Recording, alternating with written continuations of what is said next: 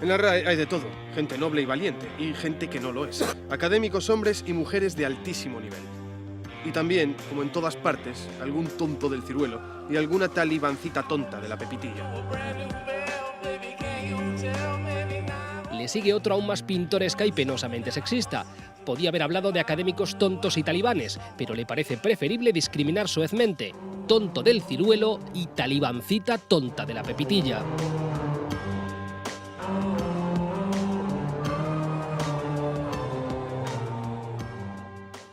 Una encuesta sintomática también de cómo están los ánimos en el Partido Socialista, con los votos tan desperdigados. El supuestamente preferido entre las personas que votaron solamente recibía el 15% de los apoyos, lo cual también es muy llamativo del momento en el que está el PSDG.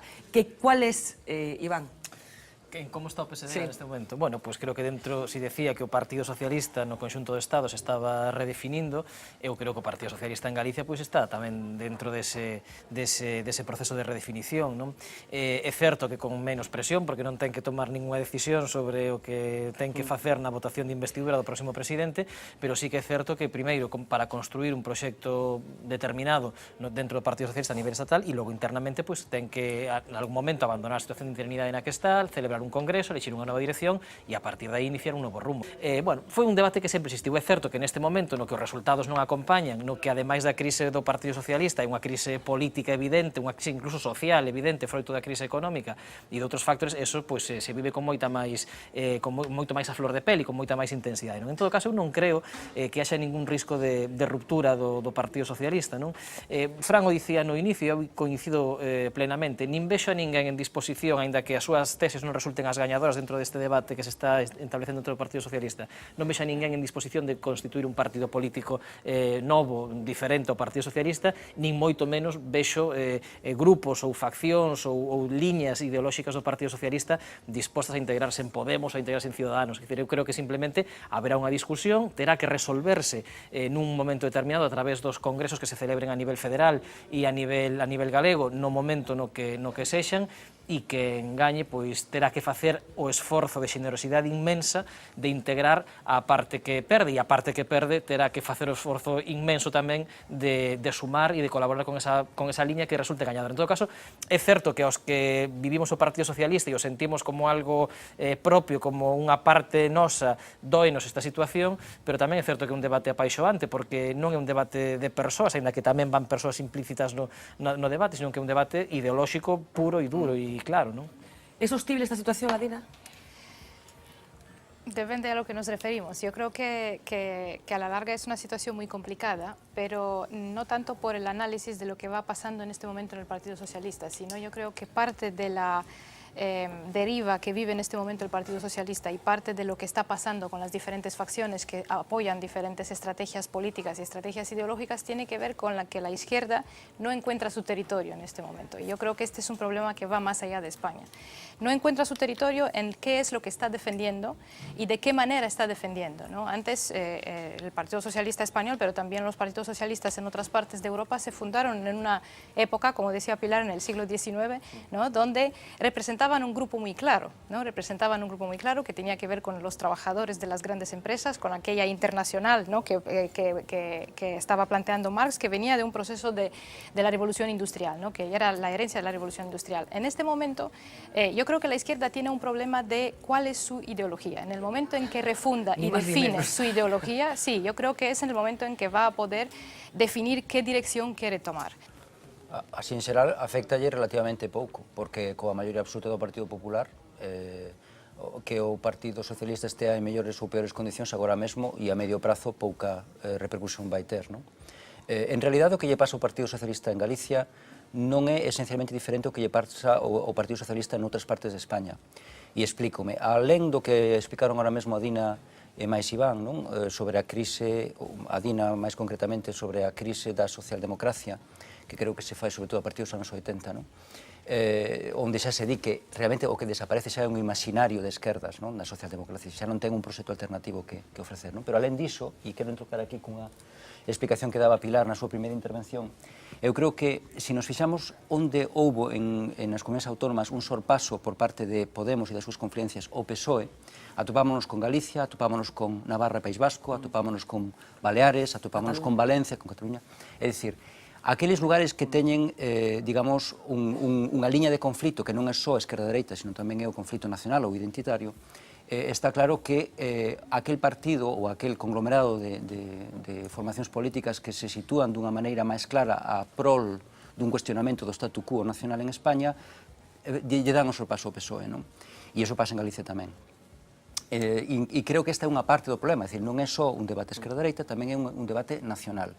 E é un debate nacional moi complexo que nos remite, ademais, a unha cuestión de maior impacto, e é que a solución que lle demos en España a cuestión nacional, que foi unha solución moi funcional durante moitos anos, agora xa non o é. E o propio Podemos e as súas confluencias se van a topar con este problema. Por qué? Porque é certo que agora, nas comunidades autónomas que acabo de citar, é capaz de vencer o PSOE, porque amosa unha maior sensibilidade, un maior achegamento a outras sensibilidades nacionais, pero haberá que ver que pasa fora deses territorios. Como vai reaccionar o electorado de esquerda, por exemplo, en Extremadura ou en Madrid, e que tensións isto lle vai xerar a este segmento da esquerda que está representada por Podemos. En definitiva, se non abordamos un novo modelo nacional en España, é posible que este sexa un problema que afecte moitísimo á esquerda, non tanto á dereita que ten. Precisamente el gran error del Partido Socialista viene en el momento que empieza a jugar a querer ser más independentista que los independentistas, a ser más esa reforma confederal que nunca se supo bien qué era lo que quería decir y todas estas cuestiones. Confederal nunca foi, federal. Bueno, había primero la confederal, que era la que proponían desde Cataluña, luego fue la federal del Acuerdo de Granada, hubo varias evoluciones que fueron yendo hacia adelante. O sea, el Partido Socialista ha llegado a tal extremo, en Galicia también, donde, por ejemplo, a Iceta, que tiene 4 concejales en Badalona, le ofrece hoy el Partido Popular apoyarle en una moción de censura contra la alcaldesa que quiso abrir el día 12 de octubre, y Iceta, que tiene 4 concejales y el PP que tiene 10, dice que no, porque no va a ir con el PP de la mano a ningún sitio. Es decir, ese es el nivel de la cultura política, del diálogo y todas estas cuestiones que estamos abordando en estos momentos. En el PSDG yo creo que hay un factor muy grave que se va a visualizar en la mesa del Parlamento gallego, que es que si hay un acuerdo, por ejemplo, que puede ocurrir entre Marea y el Bloque, se pueden repartir los 2 puestos que tienen en Marea y la vicepresidencia segunda y la secretaría segunda, y puede quedar por primera vez en la historia de la autonomía, puede quedar fuera de la mesa del Parlamento el Partido Socialista. Eu considero que hai un ponto de arranque nun conato de anuncio de Pedro Sánchez, e digo conato de anuncio porque non chegou a ser eran unhas declaracións sin máis, onde afirmou: se o PP e o goberno español falan cos independentistas, porque eu ou o PSOE non o pode facer? E iso efectivamente entra dentro de toda a lógica, e non o vou defender, mas entra dentro de toda a lógica, entra dentro de toda a sensatez política e o que debe, e o diálogo que debe reinar sempre. É dizer, a admisión, título do filme, a admisión da realidade, sen máis. Entón, aí, pois comezou, ou aí, iso precipitou, na miña opinión, a súa defenestración. A respeito tamén de outros pormenores. Fran falaba do 12 de outubro o Concello de Badalona. Como Fran é conspicuo xornalista, para completar a información, é o que non o son. Si, o Concello de Barcelona abre. Badalona, perdón. E grande escándalo. E o Corte Inglés? E Carrefour? E Alcampo? Hay una legislación. Pero la ley que pasa, pero non é un día sagrado. Onde temos que reverenciar a raza, a hispanidade. Hai que cumplir la lei. Hai que cumplir la lei. Non, pero a lei sí, pero a lei entón para as administracións públicas. Para facer lucro, para lucrarse non. De todas formas, como ben contamos aquí a semana pasada, históricamente moitos concellos abriron o 12 de outubro. Sí, pero no contraviniendo una orden judicial, y rompiéndola a la puerta, que se llama desacato. Arturo Pérez Reverte ha hecho bandera, que a mí me parece muy ridículo que siente la necesidad de hacer tanta bandera. Es decir, no me molesta que escriba y que tenga esa opinión, ¿no? Yo he leído a Arturo Pérez Reverte esta opinión en muchos contextos, pero es que ha hecho tal causa de esto que dices tú, hombre, encuéntrate algo mejor por hacer causa, porque esto no es, ¿no? porque la postura que adopta también es extrema, ¿no? Yo creo que la línea está en medio, es decir, tenemos que ser conscientes de cómo el lenguaje está cargado de poder, también tenemos que ser conscientes que a veces hay ciertas formas extremas de ser políticamente correcto por el simple hecho de que nadie quiere ser acusado en esta sociedad de ser sexista, ¿no? y que tenemos que ir más allá y hacer el análisis de lo que significa realmente ser sexista. Y a mí me gustaría de vez en cuando ver a algún político hablando en un lenguaje perfectamente correcto, porque sería perfectamente correcto, dirigiéndose constantemente en femenino. Eu o defendo, quero dicir, porque creo que é un xeito de evidenciar precisamente esa discriminación non só no plano lingüístico, sino no plano social, e de facer patente e presente ao xénero feminino, ou incluso empezar con nosoutras e logo poñer nos outros ao final. É dicir, son cuestións que no discurso eu creo que axudan a esa visibilización.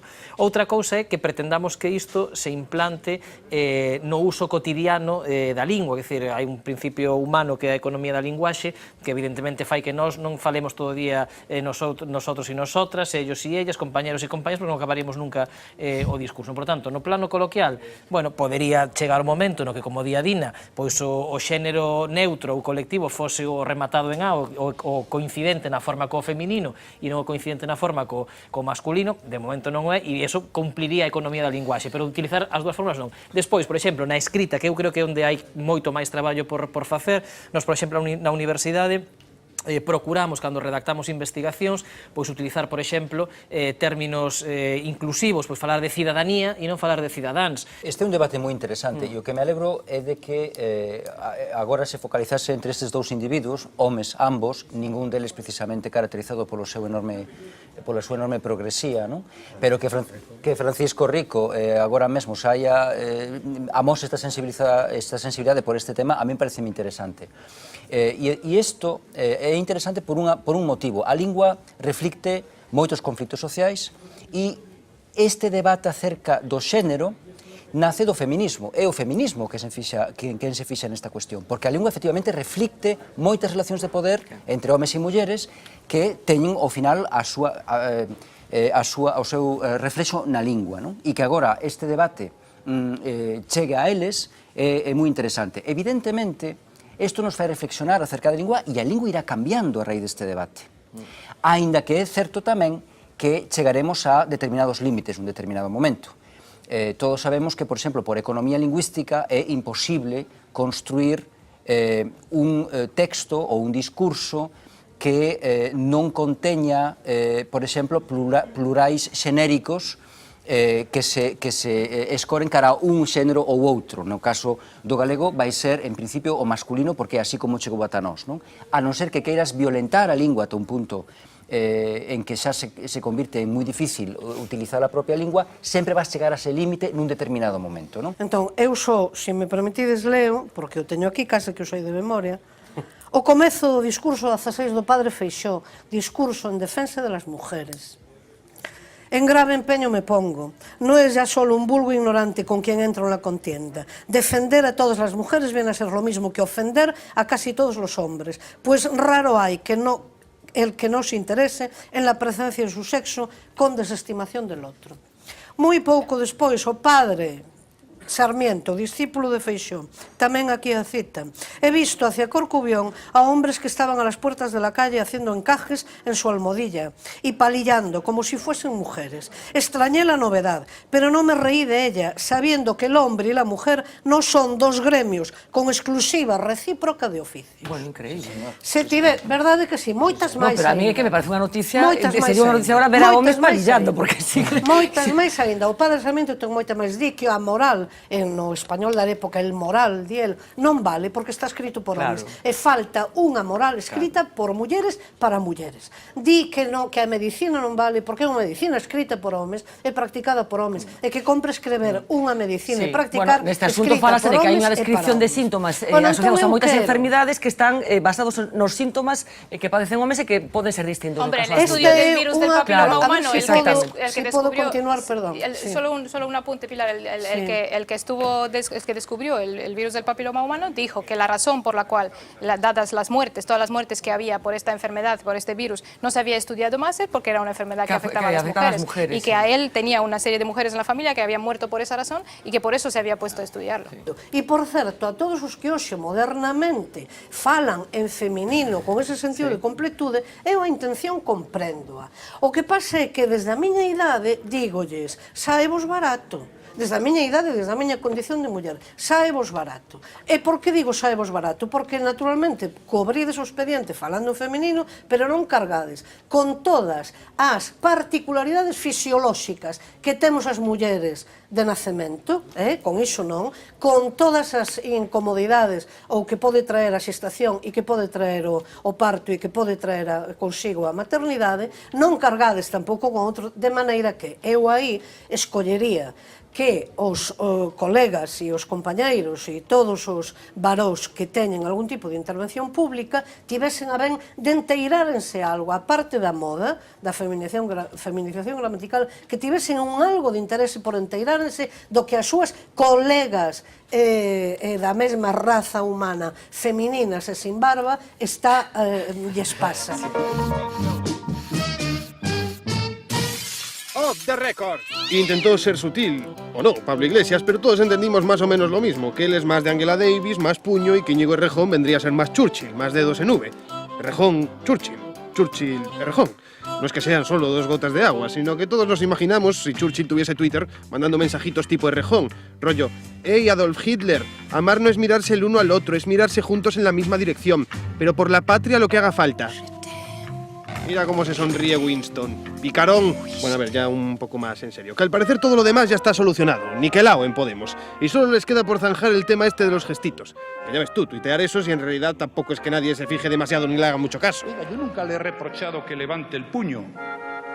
Mientras no sea obligatorio, señor Iglesias. Que tampoco es que esté súper convencido él de lo suyo, como hemos visto en ocasiones. Mucho y de repente...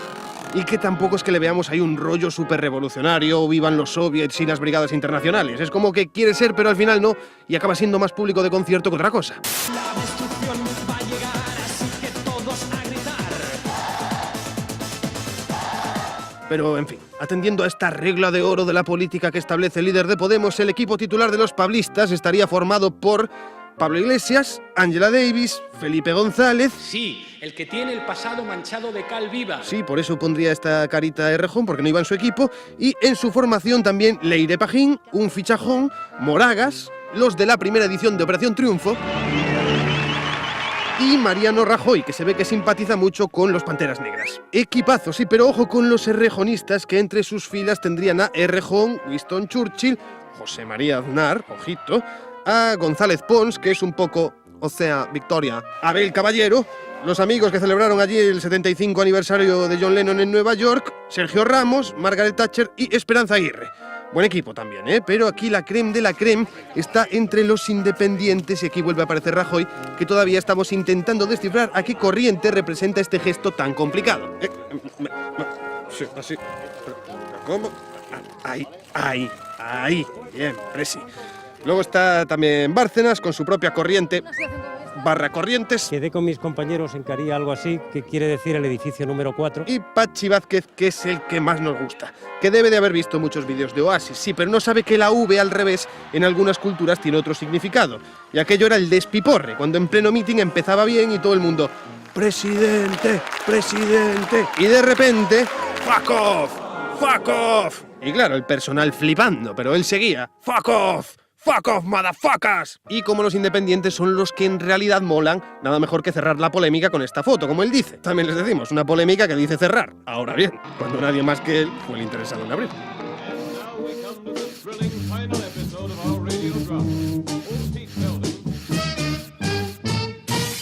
Off the record. Del Estado, generalísimo Franco, llega a Barcelona, donde es recibido con gran entusiasmo por la población que abarrotaba las calles de la ciudad condal. Se repitieron los actos de afecto y adhesión de la multitud que poblaba las amplias avenidas barcelonesas, subrayadas con multiplicada frecuencia por expresivas pancartas a lo largo de buena parte del trayecto. Este clamor popular es justificada muestra de gratitud, ya que los catalanes no olvidan que la industriosa región ha estado siempre presente en las realizaciones del caudillo y que tanto él como sus gobiernos nunca la han olvidado.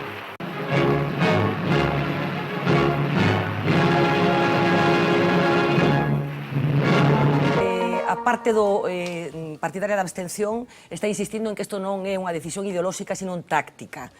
Concordas con este punto de vista? Sí, eu creo que é unha decisión táctica, pero eu se tuvera que votar no Comité Nacional, votaría a prol de que se votase non. Considero que é unha decisión táctica, non é como todas as decisións teñen, tamén as tácticas teñen un componente ideolóxico, non? Pero eu creo que o Partido Socialista estaba nun dilema e agora está nun atolladero. Quen é o responsable de chegar a esta situación? Os responsables somos todos. Que decía non sei quen, non sei. Evidentemente, Pedro Sánchez ten un grao importante de responsabilidade, entre outras cousas, porque é o secretario xeral. Eu creo que era o secretario xeral. Eu creo que el faltou claramente liderazgo, claramente. Nese sentido non soubo conducir, nin explicar, nin facer o relato como se di agora necesario a prol desa posición que el tiña, non? E logo hai responsabilidades tamén nos varóns e na baronesa. Eu creo que Susana Díaz, isto tamén ten un componente non só, incluso me atrevería a dicir que casi fundamental de loita polo poder, en clave orgánica. Aquí hai unha xogada de xedrez a medio e longo plazo.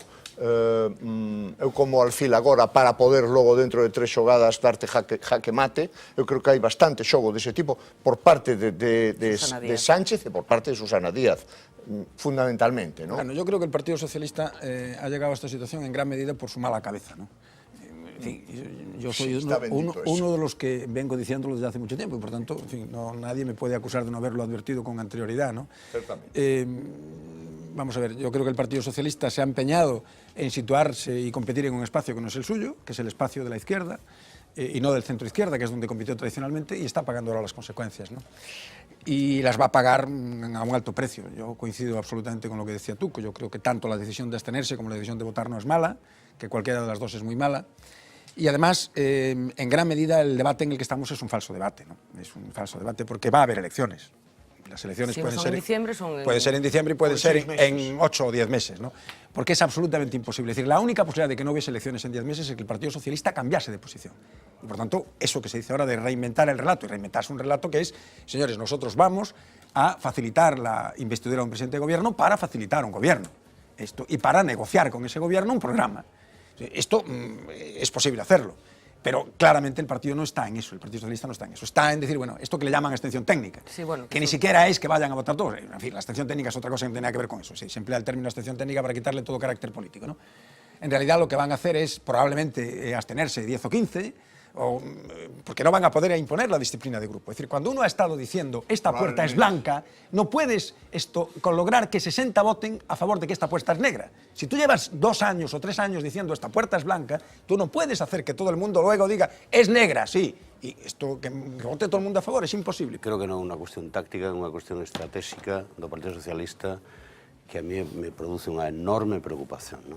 Aquelas persoas que somos de esquerdas, como eu, non podemos estar, no que sexamos críticos co Partido Socialista, ninguén se pode alegrar desto, porque isto é unha desgracia para a esquerda social e política do país, non? Porque sin un Partido Socialista forte, situado no campo da esquerda, non é posible un goberno alternativo á dereita neoliberal. Pero non é un problema solo, Manuel, perdona que te corte, de que non sea posible un goberno alternativo, es que non es posible el funcionamiento da democracia. Es mucho más grave que eso. Non é solo un problema de que non haya alternativa, es que non hai manera de que la democracia funcione de unha manera encasada, sino hai un fuerte Partido Socialista. O Partido Socialista, desertando do seu territorio habitual e pasándose ao outro lado, desbota que exista unha maioría parlamentaria que permita que o goberno, que as institucións funcionen.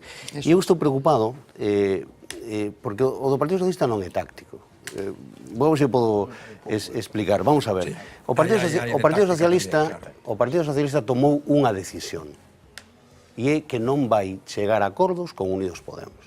Iso é algo que facía o Partido Socialdemócrata Alemán co partido que era heredeiro da República Democrática Alemana e é unha corrente que existe non nos franceses, non nos italianos, pero sí na corrente socialista europea, ¿no? O caso do Partido Comunista Italiano sería un exemplo claro de como se fai un cordón sanitario co que se impide que unha forza política, neste caso Unidos Podemos, entre no goberno. O que decide o Partido Socialista é o seguinte: non somos unha forza de orden, a outra forza de orden o Partido Popular, e en España ten que gobernar unha forza de orden, cal a que teña máis votos.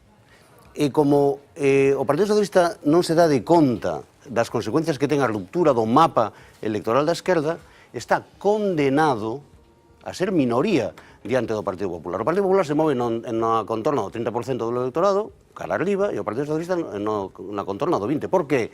Porque a forza emerxente da dereita se move no 13% e a forza emerxente da esquerda se move no 20%. Bueno, se o Partido Socialista o que di é que baixo ningún concepto, en ninguna circunstancia, vamos a chegar a un acordo cos populistas, cal é o corolario dese teorema? Pero eso está en que discusión gobernará dentro do propio Partido Socialista. Perdón, como? Eso está en discusión dentro do propio Partido Socialista. Xa o decidiron. Quero decir, o debate non está sendo se votamos ou non, se votan ou non a Pedro Sánchez, ou se se absteñen ou non. O debate é outro. Cale, deixa que o diga. O debate é a definición ideolóxica do partido. E o partido decidiu que co que eles chaman o populismo de esquerdas non é posible chegar a acordos. Parte de que creo que o Partido Socialista se está facendo araquiri en público e que é ben certo esa idea de que tanto lle dá agora mesmo na situación na que se atopa absterse ou ir a unhas terceiras eleccións porque a guerra interna non que se está evidenciando e facendo en público, víamos ademais esas declaracións no vídeo que poñían antes de comezar o debate, non? Eu creo que esa guerra leva a perder calquera tipo de apoio social, sobre todo daquela base ou daquele electorado máis posicionado na esquerda, non? E eu creo que sobre iso terá que reflexionar, pero aparte dese araquiri que se poida estar facendo e da conxuntura política na que se sitúa o Partido Socialista hoxe, a min o que me preocupa é que do que se está falando son de números, de estrategias, de tácticas, de guerras de poder internas, pero non das consecuencias que ten a posibilidade de que volva a gobernar ou a recuncar no goberno a dereita no Estado español, as consecuencias de máis de 300 días de goberno en función xa do Partido Popular e do señor Mariano Rajoy, porque non deixaron de facer política, e sabémolo ben, ademais, aquí en Galiza coñecíamos esa nova, por exemplo, da AP9 hoxe mesmo, non? Ou da decisión de prorrogar a ENCE e de outras moitas cuestións, como puido ser o da planta tamén de Reganosa. Yo creo que el gran problema con el que se ha encontrado el Partido Socialista es que ha puesto toda su insistencia en la oposición en el tema de la corrupción. Y esto tiene un problema. Y es que hay un momento en el que la gente se cansa. Es decir, incluso cuando ves a un tipo, lo voy a decir, a un tipejo como Correa, presumiendo de sus fechorías, porque esto es lo que ha hecho, y lo hemos visto esto en el tribunal, presumiendo de sus fechorías, diciendo cómo le comían en la mano los ministros del Partido Popular, del gobierno del Partido Popular, a mí me parece o el tesorero. Que hay un problema que esto no tenga ningún efecto sobre nada. Sin duda, o sea, sin duda. Escuchar ese relato relajado, tranquilo, de cómo sucedían las cosas, me parece que tenemos un problema. Pero déjame que te diga, lo que estoy intentando dar una explicación de por qué perjudica a unos y no perjudica a otros. Es decir, que evidentemente yo creo que hay un hartazgo con el tema de la corrupción, que no es lógico, porque la corrupción es un tema de una importancia absolutamente extraordinaria y además, claro, cuando uno ve las cosas que cuenta Correa, aunque haya que aplicarle una cuota de descuento, porque Correa en realidad está diciendo cosas que pueden ser perfectamente mentira. No hay ninguna... Son investigadas, que a min non me sorprende máis ou menos que pase factura electoral ou non ao Partido Popular o que está pasando. A min o que me sorprende é que a xustiza, despois de que este señor tire da manta, sexa verdade ou non o que dice, que a presunción de inocencia é un dereito para todos, que o xuiz diga que non vai pasar por ali ningunha das persoas responsables das empresas que supostamente financiaban ilegalmente o Partido Popular. Ningún dos responsables políticos mencionouse a un ministro de Fomento que supostamente estaba inmerso nesa trama de corrupción. A min é o que me preocupa, que aquí a xustiza está pasando ou tapando, metendo debaixo da alfombra casos gravísimos e acusacións gravísimas, porque estamos falando, ademais, de que se pon o BOE, o Boletín Oficial do Estado, e a política de Estado ao servizo dos intereses económicos das grandes empresas e dos intereses económicos de 4 persoas que se reparten o poder e os cartos entre eles. La acusación contra las empresas es una acusación que formula un señor que tiene una estrategia de defensa, y su estrategia de defensa es extender una mancha de aceite, es decir, todas las instituciones están corrompidas, todos los partidos están corrompidos, porque dijo también, no solo dijo esto era la época del Partido Socialista, del Partido Popular. ¿Podría contarlo de la época del Partido Socialista? Yo no sé qué es lo que tiene contra el Partido Socialista. Posiblemente es mentira, porque no ha dicho nada. Es decir, que lo que tú no puedes es un tribunal que ejerce una potestad muy importante, lo que no puede es convertir en prueba de cargo la declaración de un acusado. A mí me parece en cualquier caso casos dramáticos que tienen que ver con una decisión que en su momento toma el Servicio Galego de Saúde de trasladar, de derivar, desviar a Madrid todos los abortos eugenésicos que se indican a mujeres que después de someterse a una serie de pruebas conocen que el feto que portan pues es inviable y que tiene problemas graves que van a conducir de cualquier manera en un aborto. El Servicio Galego de Saúde hace tiempo que decidió que aquí no se practicaban esos abortos y aceptando que esta es una circunstancia que ten que ser. Estamos, é dicir, isto eu lembro cando estaba traballando de xornalista e foi cando se deu a coñecer o caso dos abortos bueno, que son espontáneos a partir do segundo trimestre de xestación e o caso de mulleres que tiñan que abortarse en asistencia dentro dos hospitais galegos. E coñecíamos xa algún caso como desta muller que ademais era da Mariña de Lugo que tuveron que ser derivados a unha clínica privada de Madrid coas consecuencias que iso carrexaba porque ademais o caso concreto dela xa estaba nunha fase de xestación moi avanzada. Eu o que creo é que volve a poñerse en riba da mesa un debate histórico, polo menos para o movemento feminista, que é a obxección de conciencia para o persoal sanitario. No Estado español, porque é onde se regulou a nivel estatal a legislación, autorízase ou permítese que todo o persoal médico sanitario e incluso atopámonos casos de persoal de asistencia, celadores ou incluso enfermeiras que poden obxectar apelando á súa conciencia ou unha cuestión moral ou ideolóxica e, polo tanto, non se garante o dereito da muller a ser atendida coas garantías e coas prestacións da sanidade pública e o máis importante nos entendemos tamén dentro do propio territorio galego. O problema da obxección é un tema moi complexo, non?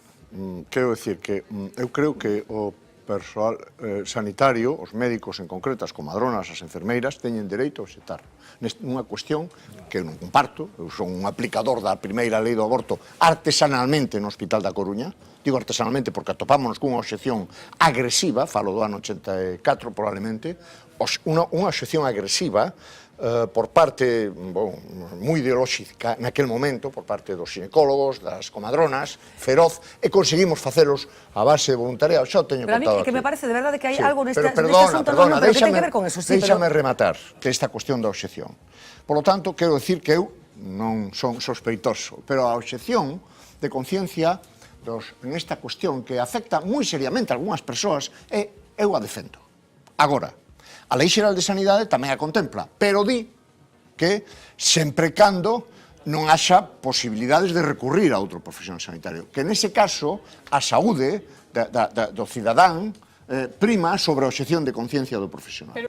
Unha muller en Galicia ten dereito, porque o establece a lei, e porque ademais é moral e debe de ser así, a facer unha interrupción voluntaria do seu embarazo, e máis nestos casos. E iso é o dereito que se ten que garantir.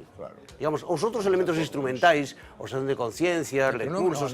Pero deixame que o diga, eso se ten que garantir, que na sanidade pública en Galicia as mulleres teñen dereito a facer ese trance dramático para unha muller, trance dramático nas mellores condicións, con seguridade sanitaria absoluta, feitas no seu entorno para que poda ter o apoio da súa familia, dos seus amigos, do que acompañen nese momento, que é un momento dramático. Eso ten que ser así. Eso non é así, porque existe un prexuicio reaccionario nunha parte da profesión médica que lle repugna que as mulleres exerciten